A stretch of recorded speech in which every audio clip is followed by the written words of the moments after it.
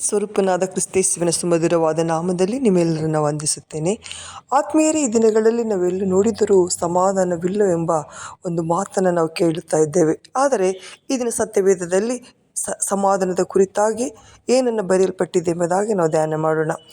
ಏಷಾಯನ ಬರೆದ ಪ್ರವಾದನೆ ಗ್ರಂಥ 48:22 ಹೇಳುತ್ತದೆ, ದುಷ್ಟರಿಗೆ ಸಮಾಧಾನವೇ ಇಲ್ಲ ಎಂದು ಕರ್ತನು ನುಡಿಯುತ್ತಾನೆ.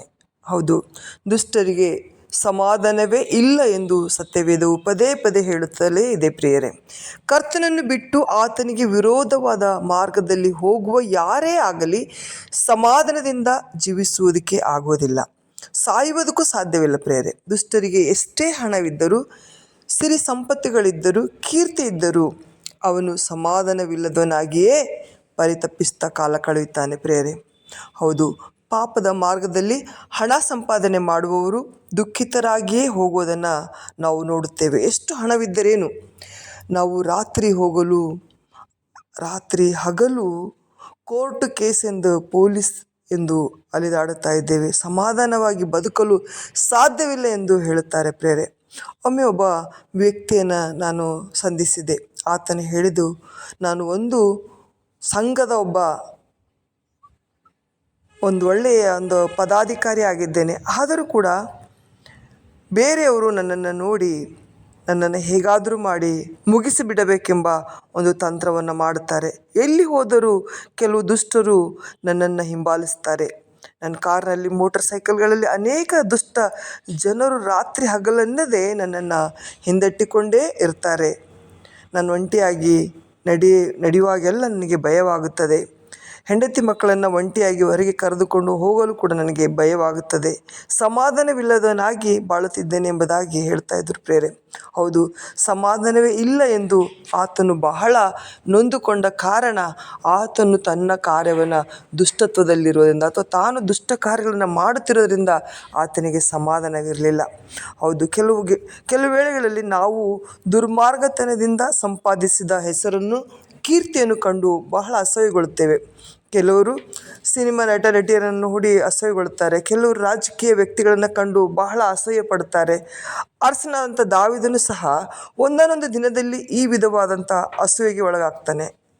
ಆತನ ಕುರಿತು ಹೀಗೆ ಬರೆಯಲ್ಪಟ್ಟಿದೆ, ನಾನು ದುಷ್ಟರ ಸೌಭಾಗ್ಯವನ್ನು ಕಂಡು ಸೊಕ್ಕಿನವರ ಮೇಲೆ ಉರಿಗೊಂಡೆನು ಎಂದು ಅಂದುಕೊಳ್ಳುತ್ತಾ ಅವರ ಅಂತ್ಯ ಅವಸ್ಥೆಯನ್ನು ಆಲೋಚಿಸಿದಾಗ ನನಗೆ ಗೊತ್ತಾಯಿತು, ಹೌದು, ನೀನು ಅವರನ್ನು ಅಪಾಯಕಾರ ಸ್ಥಳದಲ್ಲಿ ಇಟ್ಟು ಬೀಳಿಸಿ ನಾಶ ಮಾಡಿಬಿಡುತ್ತಿ. ಅವರು ನಿಮಿಷ ಮಾತ್ರದಲ್ಲಿಯೇ ಹಾಳಾಗಿ ಹೋಗುತ್ತಾರೆ, ಭಯಂಕರ ರೀತಿಯಿಂದ ಸಂಹಾರವಾಗಿ ಮುಗಿದು ಹೋಗುತ್ತಾರೆ ಎಂದು ಆತನು ಕೀರ್ತನೆ 73 2, 17, 18, 19 ಬರೆಯೋದನ್ನು ನೋಡ್ತೇವೆ. ಪ್ರೇರೆ, ಹೌದು, ಕಾರಣವೇನು? ದುರ್ಮಾರ್ಗಿಗೆ ಏಕೆ ಸಮಾಧಾನವಿಲ್ಲ? ಬೇಕೆಂದೇ ಪಾಪ ಮಾಡಿ ಅಕ್ರಮದಲ್ಲಿ ಜೀವಿಸಿದ ಜೀವಿತ ಅವನನ್ನು ಹಿಂಬಾಲಿಸುವುದು. ಪ್ರೇರೆ, ಪಾಪವು ಅವನನ್ನು ಹಿಂಬಾಲಿಸುವುದು. ನಿಮ್ಮ ಪಾಪವು ನಿಮ್ಮನ್ನು ಹಿಡಿಯುವ ತನಕ ಅದು ಹುಡುಕಿಕೊಂಡೇ ಬರುವಂಥದ್ದಾಗಿದೆ ಎಂದು ತಿಳಿದುಕೊಳ್ಳಬೇಕಾಗಿದೆ.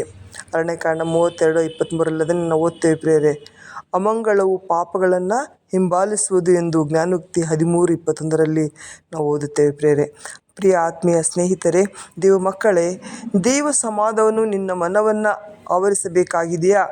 ನದಿಯಂತೆ ದೈವಿಕ ಸಮಾಧಾನವು ನಿನ್ನ ಕುಟುಂಬವನ್ನು ತುಂಬಬೇಕಾಗಿದೆಯಾ? ಕರ್ತನ ಬಳಿಗೆ ಬಾ. ಪಾಪಗಳನ್ನು ಮುಚ್ಚಿಡುವವನಿಗೆ ಶುಭವಾಗದು, ಅವುಗಳನ್ನು ಒಪ್ಪಿಕೊಂಡು ಬಿಟ್ಟು ಬಿಡುವವನಿಗೆ ಕರುಣೆ ದೊರೆಯುವುದೆಂಬುದಾಗಿ ದೇವರು ನಮ್ಮೊಂದಿಗೆ ಮಾತನಾಡುವನಾಗಿದ್ದಾನೆ.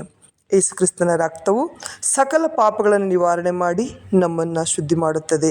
ದೇವ ಮಗುವೆ, ಸಮಾಧಾನ ಪ್ರಭುವು ಯಾವಾಗಲೂ ನಿನ್ನ ಪಕ್ಷದಲ್ಲಿ ನಿಂತಿದ್ದಾನೆ.